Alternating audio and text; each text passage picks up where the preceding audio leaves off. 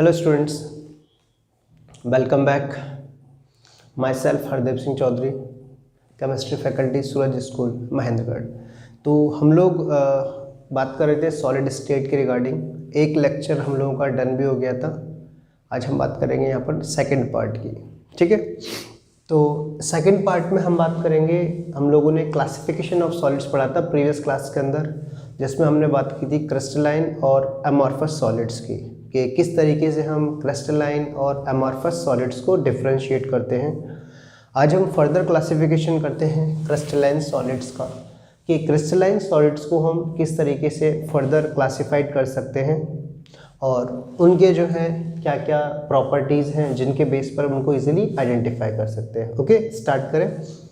तो देखिए, type of crystalline solids को जो हमने फर्दर अगर हम बात करें कि जो क्लासिफाई किया है वो क्या है, on the basis of interactions, कि एटम्स जो यहाँ पर हैं, जो मॉलिक्यूल्स हैं, उनके बीच किस टाइप की इंटरेक्शन है, किस टाइप के बाइंडिंग फोर्सेस यहाँ पर प्रेजेंट है, ठीक है।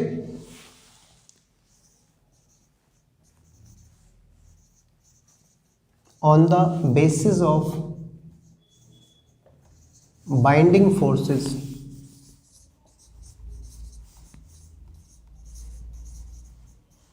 present between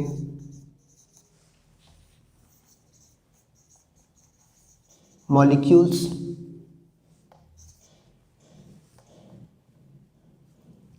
atoms और आयंस, जो भी वहाँ पे कंस्टिट्यूएंट जो पार्टिकल है, उस कंस्टिट्यूएंट पार्टिकल, मॉलिक्यूल, एटम और आयंस के बीच किस टाइप के फोर्सेस हैं, उसके बेस पे हमने इसको फर्दर क्लासिफाई किया है, ठीक है। अब देखिए, अगर हम मेनली बात करें तो इस कैटेगरी से हमारे पास 4 टाइप के जो है crystalline solids on the basis of binding forces, हम कह सकते हैं 4 टाइप के जो हमारे पास सॉलिड्स एग्जिस्टेंस में आते हैं। इनके अंदर फर्स्ट होता है मॉलिक्यूलर सॉलिड्स,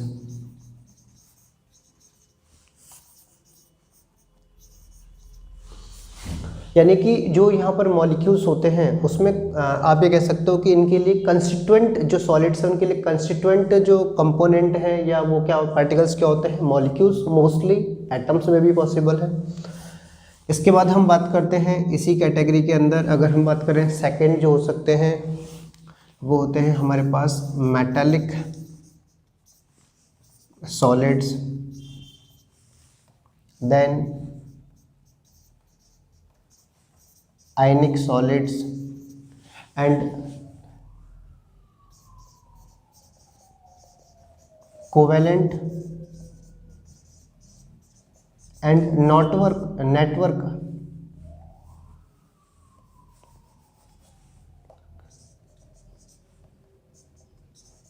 सॉलिड्स। तो डिफरेंट टाइप के सॉलिड्स हैं यहाँ पर अगर हम बात करें, मेनली जो इनके बीच फोर्सेस होते हैं वो होते हैं काफ़ी वीक टाइप के, लंदन फोर्सेस, या फिर हम कह सकते हैं जो डाइपोल इंटरेक्शंस होती है,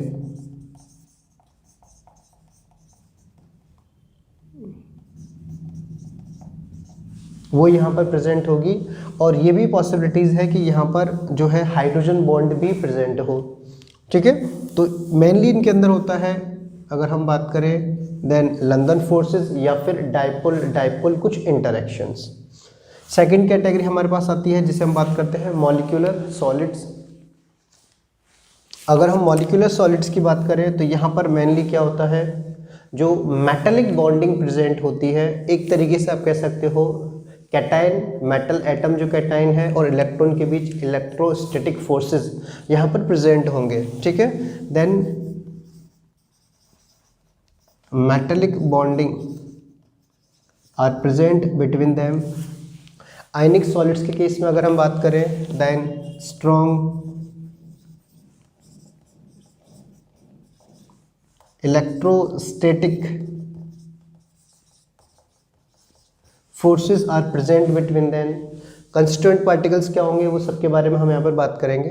और नेटवर्क सॉल्यूएंट के अंदर अगर हम बात करते हैं तो यहाँ पर आपको मिलती है pure covalent bonding, directional atoms के बीच या ऑर्बिटल्स के बीच जिस टाइप की बॉन्डिंग होती है उसकी हम यहाँ पर बात करेंगे। ठीक है, आपको कन्फ्यूज हो सकता है कि सर मॉलिक्यूल्स के अंदर भी तो कोवेलेंट बॉन्डिंग होती है, तो इसको अलग से क्यों पढ़ना। देखो यहाँ पर कोवेलेंट जो हम पढ़ते हैं वो बात कर रहे हैं प्योर कंपाउंड्स की, जिनके अंदर प्योर कोवेलेंट कैरेक्टर्स हैं, जिनके बीच नेटवर्क के फॉर्मेट में जो है वो कोवेलेंट बॉन्डिंग होती है। ठीक है, यहाँ पर तो क्या होगा, एक पूरा का पूरा एक जाइंट मॉलिक्यूल है। जैसे कि हम बात करते हैं डायमंड की, डायमंड के अंदर कोवेलेंट बॉन्ड तो है कार्बन कार्बन के बीच, बट सिर्फ 2 एटम्स के बीच या पॉली एटम्स, ये मतलब 3 एटम्स 4 एटम्स के बीच नहीं है, बल्कि वो एक पूरा पूरा नेटवर्क बनाते हैं। जैसे हम बात करते हैं ग्रेफाइट है, फुलरिन है, सिलिकॉन कार्बाइड है, एटसेट्रा।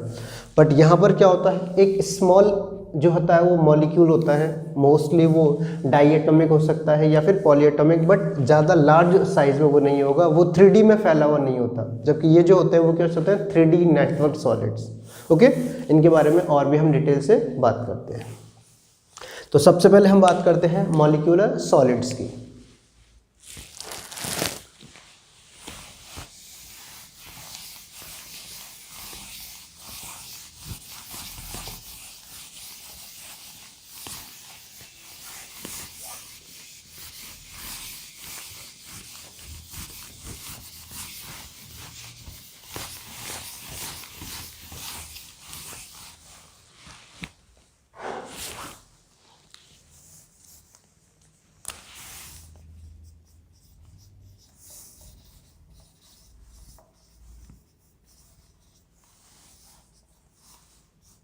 मॉलिक्यूलर सॉलिड्स, ठीक है। देखिए मॉलिक्यूलर सॉलिड की अगर हम बात करें तो mostly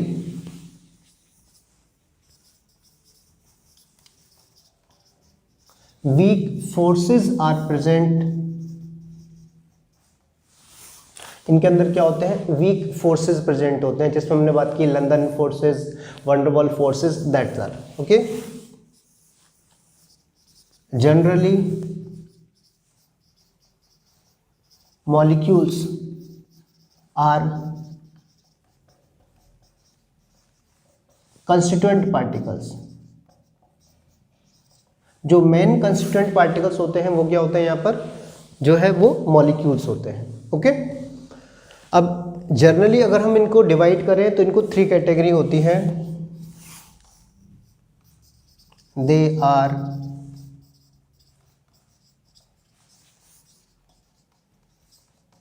further classified in 3 categories या 3 classes, जिसमें हम बात करते हैं फर्स्ट की नॉन पोलर मॉलिक्यूलर सॉलिड्स। क्या होते हैं इनके अंदर, non polar molecular solids. Second category हमारे पास आती है पोलर मॉलिक्यूलर सॉलिड्स, ठीक है। और थर्ड कैटेगरी की जो हम बात करते हैं, जो इसका पार्ट है, वो आता है हाइड्रोजन बॉन्डेड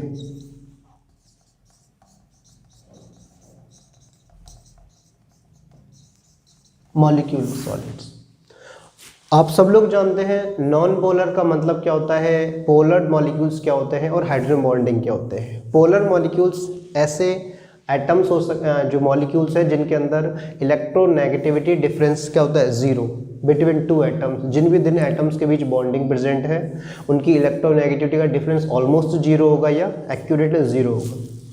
पोलर के अंदर इलेक्ट्रोनेगेटिविटी का डिफरेंस 0 नहीं होता, और इस केस पे आप कह सकते हो कि ये हाई इलेक्ट्रोनेगेटिव डिफरेंस होता है। कुछ स्पेसिफिक एक स्पेसिफिक केस होता है पोलर मॉलिक्यूल्स का, जब इलेक्ट्रोनेगेटिविटी बहुत हाई हो, हाइड्रोजन जो एटम है वो बीच में ट्रैप हो जाए, सैंडविच बन जाए बिटवीन 2 हाई इलेक्ट्रोनेगेटिव एटम्स, उस केस में हाइड्रोजन बॉन्डिंग वहाँ पर एग्जिस्ट करती है। ओके, चलिए तो हम यहाँ पर बात करते हैं नॉन पोलर मॉलिक्यूल्स के बारे में।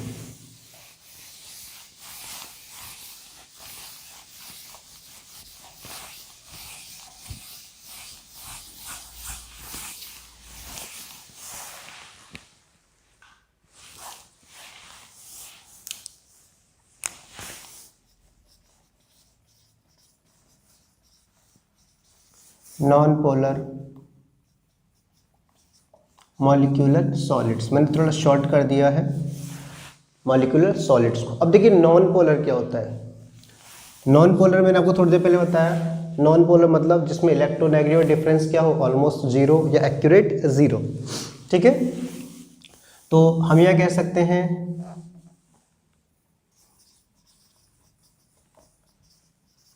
Constituent particles may be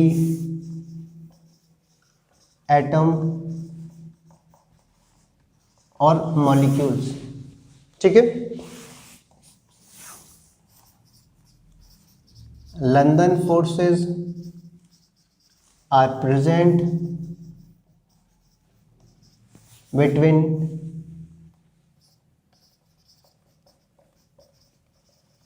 constituent particles। जो भी हमारे पास कंस्टिट्यूएंट पार्टिकल्स हैं उनके में क्या होगा, मोस्टली लंदन फोर्सेस जो है वो प्रेजेंट होगा। लंदन फोर्सेस के अंदर आप इसको एक और तरीके से कह सकते हो इंड्यूस्ड डाइपोल डाइपोल इंटरेक्शन। ठीक है, जो दोनों के बीच किसी तरह की कोई इंटरेक्शन नहीं है, बट एज इंस्टेंटेस टाइम पर ऐसी पॉसिबिलिटीज होती है कि एक एटम एक डाइपोल की तरह टेम्परेरी जो है वो एक्ट करता है, और उसकी वजह से जो अदर मॉलिक्यूल है वो भी क्या हो जाता है, डाइपोल में इंड्यूस्ड हो जाता है। उसके अंदर भी डाइपोल जो पोलरिटी है वो इंड्यूस्ड हो जाती है। ठीक है, सबसे वीकेस्ट टाइप के फोर्सेस माने जाते हैं लंदन फोर्सेस। यहाँ पर हम बात करते हैं, अब इसमें एग्जांपल्स क्या क्या आ सकते हैं। तो मेनली दो कैटेगरी हमारे पास है। एक तो हम बात करते हैं नोबल गैसेस की। नोबल गैसेस क्या होते हैं, मोनो एटॉमिक। मोनो एटॉमिक होने की वजह से यहाँ पर सिंगल सिंगल एटम्स एग्जिस्ट करेंगे और कोई बॉन्डिंग नहीं है, तो ऑब्वियसली काफ़ी दूर दूर वो होंगे। तो noble gases like helium, neon, organ, krypton, xenon, radon etcetera. और सेकंड हम यहाँ पर बात करते हैं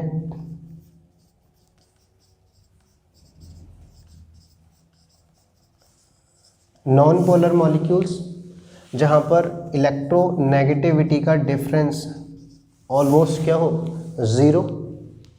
ओके, या आप कह सकते हो जिनके लिए डायपोल मोमेंट की वैल्यू क्या होती है, ज़ीरो। डायपोल मोमेंट सब लोगों को पता है, अगर किसी भी एटम के रेस्पेक्ट में हम दो बॉन्ड एंगल्स को मेज़र करते हैं, अगर उनकी इलेक्ट्रोनेगेटिविटी का एक दूसरे को, जो भी इलेक्ट्रोनेगेटिविटी की वजह से जो इलेक्ट्रॉन्स की मूवमेंट होती है, जो इलेक्ट्रॉन का एक चार्ज का जो फ्लो होता है, अगर वो कैंसिल आउट हो जाता है देन इट्स मेंट कि वो मॉलिक्यूल क्या होगा, नॉन, उसका डायपोल मोमेंट क्या हो जाएगा, ज़ीरो हो जाएगा। ठीक है, और उसके अंदर नॉन पोलर वाले कैरेक्टर्स इंटर आ जाएंगे। इस केस में हम बात कर सकते हैं H2, जितनी भी डाई पोलर जो डाई एटॉमिक गैसेस होती हैं, H2, O2, N2 एटसेट्रा, और इन मॉलिक्यूल को हम कह देते हैं यहाँ पर जो है सिमेट्रिक मॉलिक्यूल। ये भी याद रखना, जिनके अंदर डायपोल मोमेंट क्या होता है, सिमेट्रिक जीरो, उसको कह देते हैं डायपोल जो है सिमेट्रिक मॉलिक्यूल, जिन पर डायपोल मोमेंट की वैल्यू क्या हो, ज़ीरो। तो इस केस में भी अगर हम बात करें मोस्टली जैसे कि CH4 के अंदर क्या होता है, इस तरीके से ऑल बॉन्ड्स, जितने भी बॉन्ड्स हैं, कार्बन हाइड्रोजन बॉन्ड्स हैं, वो अरेंज होते हैं कि वो एक दूसरे के बॉन्ड मोमेंट को क्या कर देते हैं, कैंसिल आउट कर देते हैं, और रिजल्टेंट जो आपका डायपोल मोमेंट होता है वो ज़ीरो, CCl4 एटसेट्रा। इसी तरह आप बात कर सकते हो और चाहो तो CO2 की, ठीक है, सल्फर ट्राई ऑक्साइड गैस की, SO3 एटसेट्रा। दिख रहा है आप लोगों को, नहीं दिख रहा, थोड़ा ऊपर लिख देता हूँ।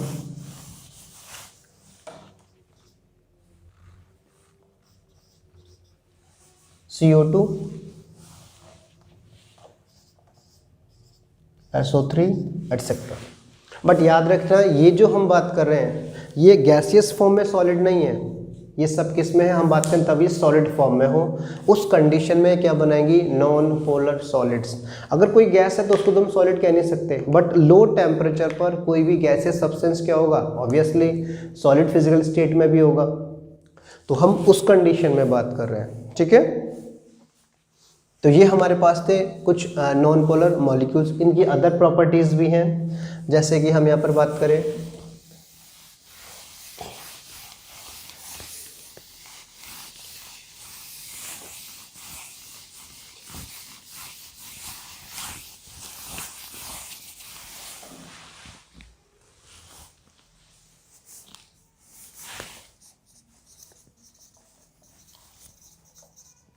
Due to weak forces they exist as gas or liquid in room temperature, at room temperature।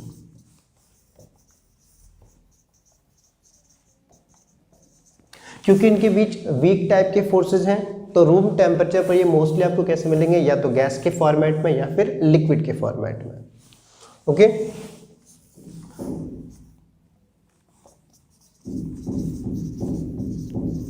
Insulators होते हैं, किसी भी कंडीशन में गैस इलेक्ट्रिसिटी को पास नहीं करते, देन इंसुलेटर्स आप कह सकते हैं।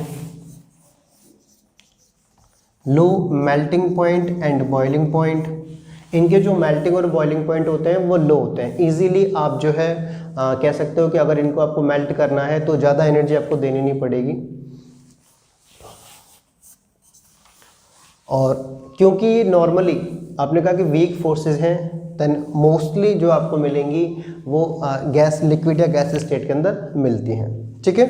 ये अगर आप इनके सॉलिड भी बनाओगे तो कैसे होंगे, सॉफ्ट। कैसे सॉलिड्स बनेंगे, वो सॉफ्ट होंगे। उनको ब्रेक करने के लिए हमें बहुत ज़्यादा जो एनर्जी है उसकी रिक्वायरमेंट नहीं होगी, ठीक है। चलिए आगे बात करते हैं।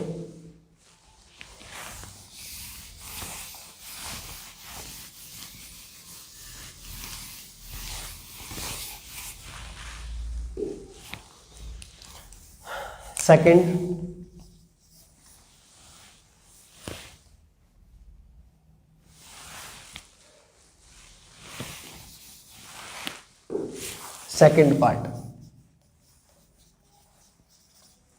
पोलर मॉलिक्यूलर सॉलिड्स, जहां पर इलेक्ट्रोनेगेटिविटी का डिफरेंस जीरो नहीं हो, ठीक है। जैसे कार्बन मोनोऑक्साइड, इलेक्ट्रोनेगेटिविटी का डिफरेंस जीरो नहीं है। SO2 gas, between two atoms enough जो है वो डिफरेंस भी है।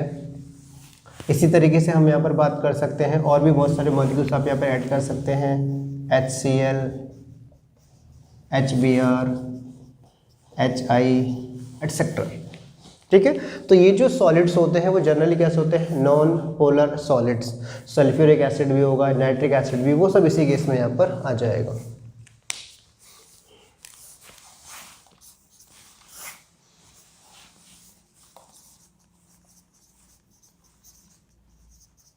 डाइपोल डाइपोल इंटरेक्शन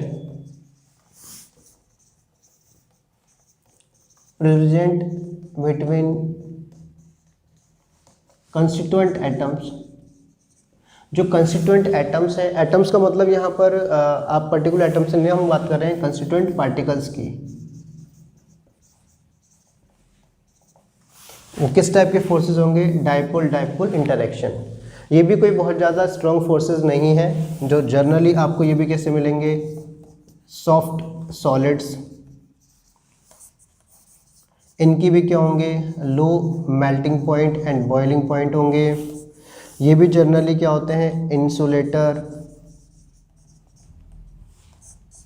ये भी जनरली आपको कैसे मिलेंगे, इंसुलेटर्स, ठीक है।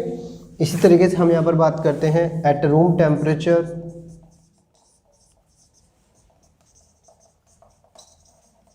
also exist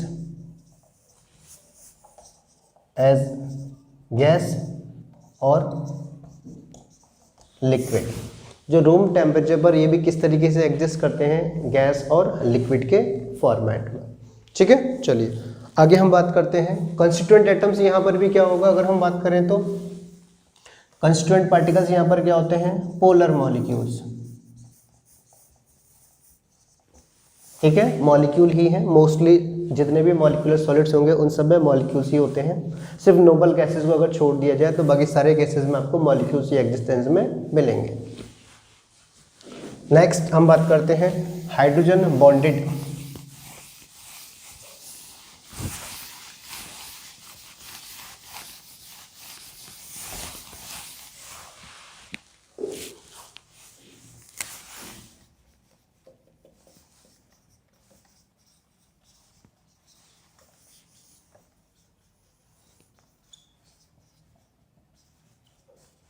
hydrogen bonded molecular solids.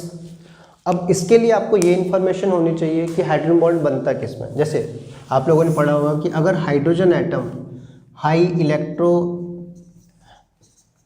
Negative atoms के बीच ट्रैप हो जाता है, लाइक फ्लोरीन, ऑक्सीजन, नाइट्रोजन, याद कैसे रखते हैं, फोन। ठीक है, तो अगर किसी कंडीशन में hydrogen in high electronegative atoms के बीच ट्रैप हो जाए, between two fluorines, between two oxygens, between two nitrogens, या फ्लोरीन ऑक्सीजन के बीच ट्रैप हो जाए, ऑक्सीजन नाइट्रोजन के बीच बिटवीन हो, या फिर फ्लोरीन और नाइट्रोजन के बीच में हो, लेकिन इन तीनों के अलावा और कोई नहीं होगा, तो उस कंडीशन में क्या होता है, हाइड्रोजन बॉन्डिंग बनता है।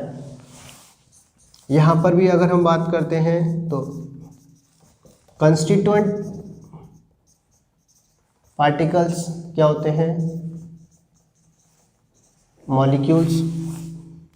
जो इंटरमॉलिक्यूलर फोर्सेस प्रेजेंट होते हैं वो कैसे होते हैं, हाइड्रोजन बॉन्डिंग टाइप के। ये थोड़े मोर स्ट्रॉन्ग होते हैं, किससे, आप कह सकते हो लंदन फोर्सेस से।